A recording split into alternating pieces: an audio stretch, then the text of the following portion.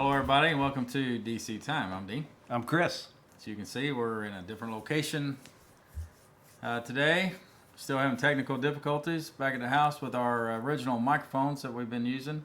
And so I stopped by after work here at Chris's house. So that's the reason for the change there a little bit. We have been talking about a book by A.P. Adams called The Spirit of the Word. Mm-hmm. It's a good book. We've talked about that before. We really like his writings for sure, so we're going to read some of that and just discuss some things. As always, thought just popped in my head here. We don't know where the show is going to go, but something, again, this week, I heard a gentleman talking online about the importance of context of Scripture, and we've talked about that before too.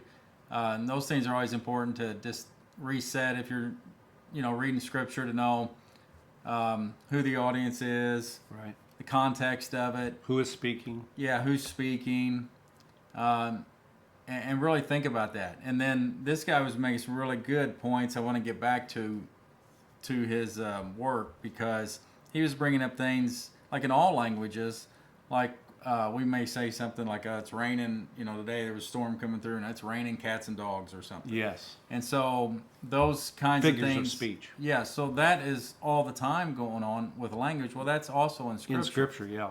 So there's all kinds of words in Scripture that the actual word, it might be like the raining cats and dogs, but it's like, well, you've got to figure out and learn from other scholars, like, okay, here's, for that time frame, here's kind of what the meaning was. Those things are all important. Yeah, I've got a book by, I think it's Bullinger. And it's Figures of Speech. It's about that thick. Right. And it's interesting. It is. Condescension, where God talks down to man so man understands It's things that he's talking about. It's really cool. And you have to keep cool. that in mind. Yeah, keep it in mind, right. Reading Scripture, is this literal? We talk about parables. All of those things are important. Who's speaking? What's the time? Is Jesus on the earth? Has Jesus been resurrected? All that stuff plays an intricate part in meaning and understanding. So keep it in mind. Always check up, like I said, on us. Check up on anybody you're listening to, and to remember and to trust the Spirit to teach. God's the teacher. He enlightens us all. Only Him. That's right. That's how we know truth. That's the only way to come to any kind of truth. Definitely in this fallen world. Okay, we're going to be let in on some things slowly, just a little bit. Like we always say, we're just scratching the surface. And so trust that. Trust the Spirit behind these words. And so if something doesn't sound right by somebody, even your favorite teacher, so it's like, it's just not sitting right. It's not resonating. Well, maybe, the words are they're a little bit different meaning behind those words. Exactly. Okay, so with that, you want me to start reading here out of the book? Yeah, this is A.P. Adams. This is toward the end of this book. I've been trying to finish it for a long time. We did a bunch of work in our bedroom, and I basically lost this book for a little bit and then just recently found it. So I'm just finishing it up. It looks like it's in... Yeah, I've kind of had a hard time with the binding. But this is him talking about answering correspondence. So, all right. I have received many letters containing objections, suggestions, and questions, which I shall endeavor to answer in due time. I am always glad to receive such letters when written in the right spirit, as I do not expect that readers will accept everything that appears in the paper and question, nor would I have them do so, but rather let every man be fully persuaded in his own mind. Not infrequently great light is brought out by questions or objections. The truth never can be harmed in this way. Thorough investigation will expose error, but it will make the truth shine brighter and brighter. Yeah, I just really, again, appreciate the way A.P. Adams writes. One of the things I knew that you would be reading was, and you were just talking about the Spirit behind things.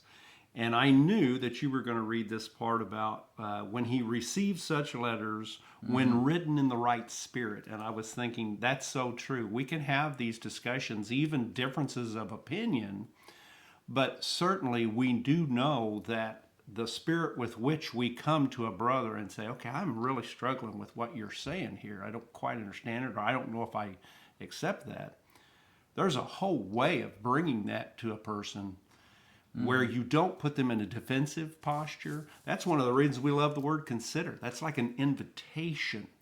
Hey, listen to this carefully. It's an invitation. It's not a command or so we appreciate that type of thinking and that consistency in our behavior to try to always have the right spirit when talking to this. Lots of times we don't know who our audience is. Right. And this is one of the things that we have said recently as we started this show, however many shows ago it was, the motivations, the trajectory or the idea of where we were going to go, some of that has fallen away. And some of that we're not as concerned with as we used to be.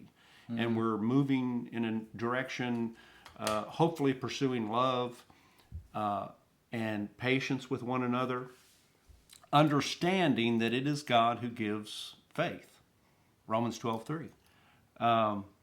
So I appreciated the way he worded his answering correspondence. It's very interesting. He talks about the fall of man and the death of Christ and the substitutionary doctrine and different things, and it's really, really well written.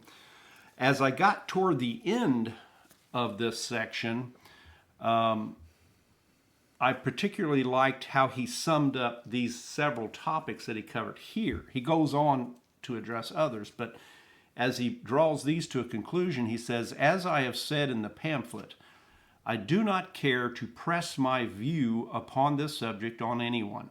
For though I am fully persuaded in my own mind that this is the true spirit of the word, yet I am also sure that a man can receive nothing except it be given him from heaven.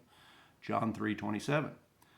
The most we can do is to bear witness of the truth, and then he that is able to receive it, let him receive it. There is not the slightest good in trying to force what you think is true upon another. If it is truth, and the other is of the truth, John 18:37, he will see it in God's due time. In any case, we can do nothing against the truth, but for the truth. And that's 2 Corinthians 13:8. Now, we did want to go and read those, but they're interesting in how they fit with what he says here. The very first one I have is 2 Timothy 1:12. That verse was not listed. I searched and believe I found what he was coming from. And that is when he says, for I am fully persuaded in my own mind that this is the true spirit of the word. Okay? I looked up 2 Timothy 1:12, for which cause I am suffering these things also, but I am not ashamed, for I am aware whom I have believed, and I am persuaded that he is able to guard what is committed to me for that day. Dean, the next one was, a man can receive nothing except it be given him from heaven, and that was a reference to John 3:27. John 3:27. Yeah, sometimes when I read these, I was thinking, okay, now how did that... John answered and said, a man cannot get anything if it should not be given him out of heaven. That wasn't too hard to understand. That was right there. The most we can do is to bear witness of the truth, and then he that is able to receive it, let him receive it. There is not the slightest good in trying to force what you think is truth upon another. If it is truth, the other is of the truth. This is interesting. This is found in John 18:37. This is the back and forth between Jesus and Pontius Pilate. Okay, this one Jesus is saying, my kingdom is not of this world, is how he's answering. Pilate then said to him, is it not then so? A king are you? Jesus answered, you are saying that I am a king. For this also have I been born, and for this have I come into the world, that I should be testifying to the truth. Everyone who is of the truth is hearing my voice. Did you hear that? To the truth, and the other is of the truth. And that's what Jesus says here. I really Yeah. like that when I put it together.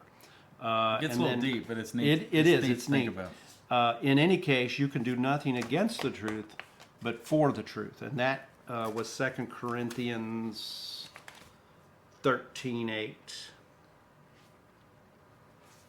For we are not able for anything against the truth, but for the sake of the truth. That was, I enjoyed that one too. A.P. Adams is one of those guys that there are many authors out there who can really paint a picture with words, and I so appreciate this author. Clyde Pilkington turned me on to him, and I think this is the third book I've read by A.P. Adams, and I'm going to give it to Dean just as soon as I finish up this last section, but truly a gifted writer and somebody that God had planned to do this work for sure. Want to thank everybody for the comments we had last week.